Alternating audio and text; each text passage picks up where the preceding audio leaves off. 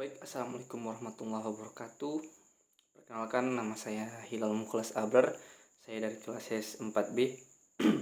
Jadi di sini saya akan menjelaskan sedikit terkait materi dari kelompok 11 dengan judul tindak pidana penyelidikan.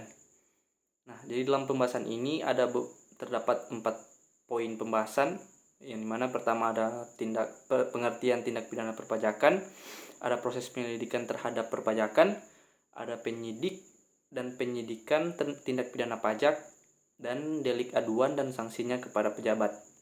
Nah, yang pertama itu kita akan bahas soal pengertian tindak pidana perpajakan.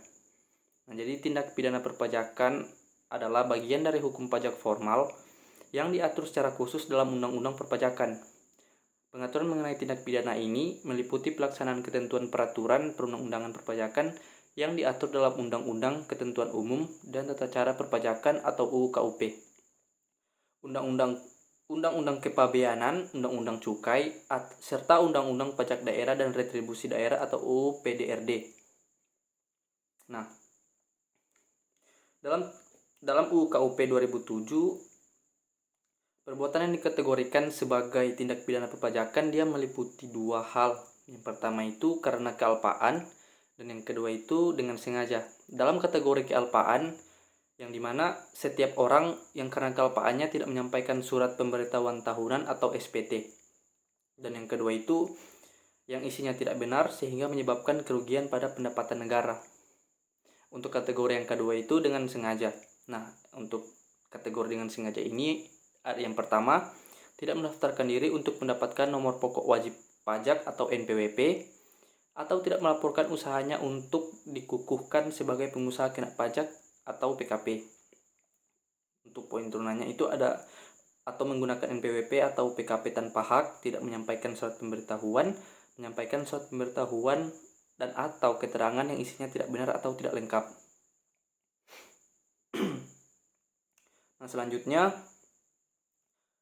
sanksi tindak pidana di bidang perpajakan diatur dengan ketat untuk memastikan kepatuhan terhadap peraturan perpajakan dan mencegah kerugian pada pendapatan negara. Yang dimana ada beberapa poin yang menjadi sanksi tindak pidana. Yang pertama itu sanksi perpajakan akibat kealpaan.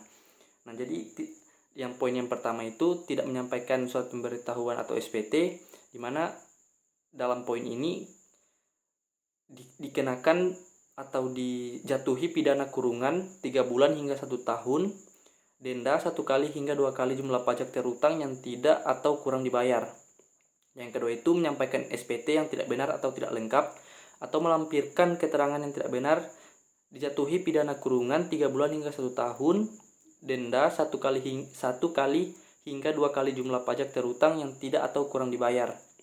Nah, yang kedua itu ada sanksi akibat kesengajaan. Nah, untuk poin yang pertama itu tidak mendaftarkan diri untuk mendapatkan nomor pokok wajib pajak atau NPWP, atau tidak melaporkan usaha untuk dikukuhkan sebagai pengusaha kena pajak atau PKP. Ini dijatuhi pidana penjara 6 bulan hingga 6 tahun dengan denda 2 kali hingga 4 kali jumlah pajak terutang yang tidak atau kurang dibayar. Yang kedua itu menyalahgunakan atau menggunakan tanpa hak NPWP atau PKP, dijatuhi pidana penjara 6 bulan hingga 6 tahun, denda 2 kali hingga 4 kali jumlah pajak terutang yang tidak atau kurang dibayar. Nah, masuk ke poin yang kedua, yaitu proses penyelidikan terhadap perpajakan.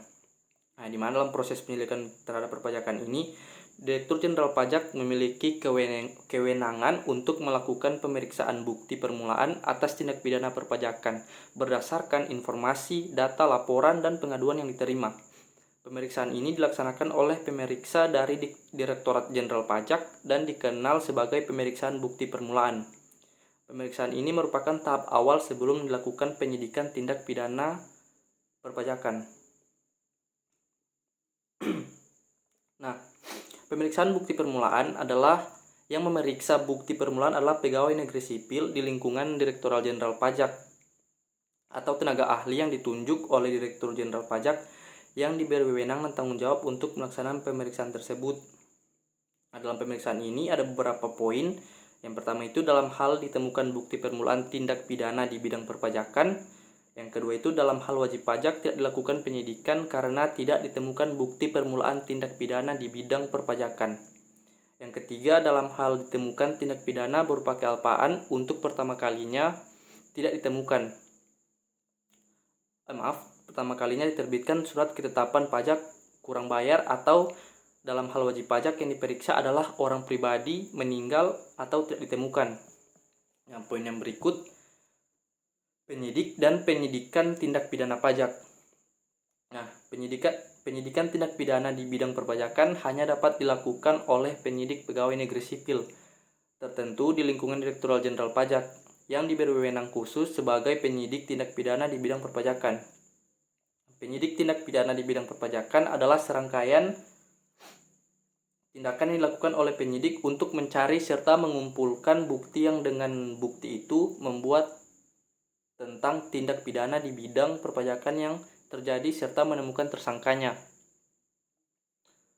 Penyidik memberitahukan dimulainya penyidikan dan menyampaikan hasil penyidikannya kepada penuntut umum melalui Kepolisian Negara Republik Indonesia sesuai dengan ketentuan yang diatur dalam Undang-Undang Hukum Acara Pidana. Nah, untuk poin yang terakhir, delik aduan dan sanksinya kepada pejabat.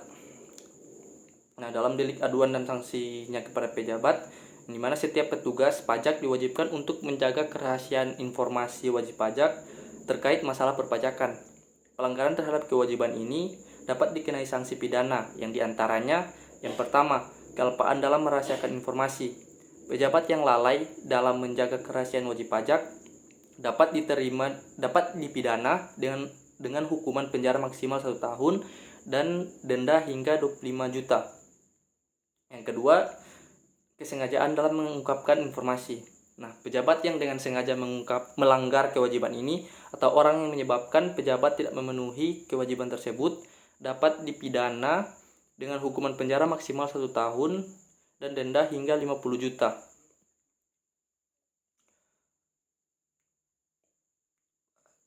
Seterusnya.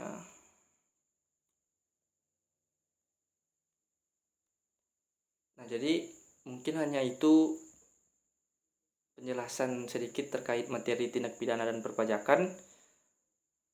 Jika ada salah kata atau salah pengucapan mohon dimaafkan.